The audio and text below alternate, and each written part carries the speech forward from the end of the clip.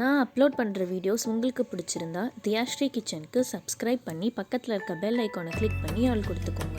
இப்போ நம்ம வீடியோக்குள்ளே போகலாம். வீடியோவில் ரொம்ப ஹெல்த்தியான ரெசிபி தான் பார்க்க போகிறோம். பெரியவங்கலேருந்து குழந்தைங்களுக்கு எல்லாத்துக்குமே ரொம்ப சத்தான ரெசிபி ஆட்டு ஈரல் கிரேவி எப்படி செய்கிறதுன்னு பார்க்கலாம். இப்போ கடாயில் 3 டேபிள் ஸ்பூன் நல்லெண்ணெய் சேர்த்துக்கோங்க. கிரேவிக்கு எண்ணெய் கொஞ்சம் அதிகமாக இருந்தால் தான் நல்லா டேஸ்ட்டாக இருக்கும். இப்போது இதில் 1 இன்ச் பட்டை, 2 லவங்கப்பூ சேர்த்துக்கோங்க. அடுத்து ஒரு பெரிய வெங்காயத்தை பொடிசாக கட் பண்ணி சேர்த்துக்கோங்க. வெங்காயம் 2 நிமிஷத்துக்கு நல்லா வணக்கிக்கோங்க. இப்போது இதில் 2 பச்சை மிளகாய், கொஞ்சம் புதினா தலை சேர்த்துக்கோங்க.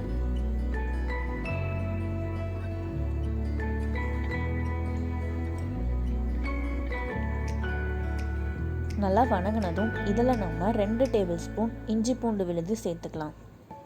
இஞ்சி பூண்டோட பச்சை வாசனை போகிற வரைக்கும் வணக்கிக்கோங்க.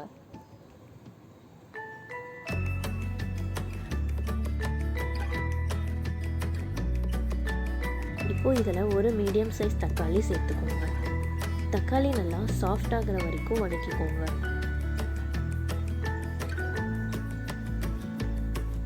அடுத்து இதில் நம்ம எடுத்து வச்சிருக்க ஆட்டு ஈரலை சேர்த்துக்கலாம். நான் இன்னைக்கு 300 கிராம் ஆட்டு ஈரல் எடுத்திருக்கேன்.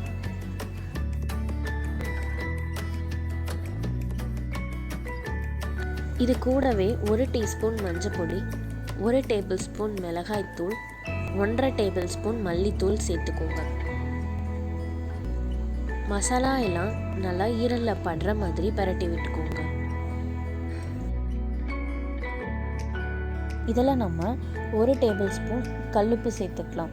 தூளுப்பை விட கல்லுப்பு சேர்த்தா ஈரலில் நல்லா உப்பு இறங்கி டேஸ்ட்டாக இருக்கும், அதுக்காக தான். இப்போ இதில் நம்ம 1 கப் தண்ணி சேர்த்துக்கலாம்.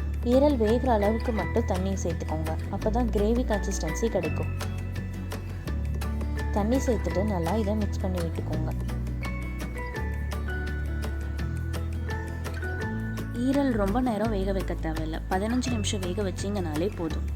இப்போ 15 நிமிஷம் கழித்து தண்ணி வற்றி நல்லா கிரேவி கன்சிஸ்டன்சிக்கு கிடச்சிருக்கு. இதில் நம்ம 1 டேபிள் ஸ்பூன் பெப்பர் சேர்த்துக்கலாம். அதுக்கப்புறம் கடைசியாக இதில் கொஞ்சமாக மல்லித்தலை சேர்த்து இறக்கிக்கலாம்.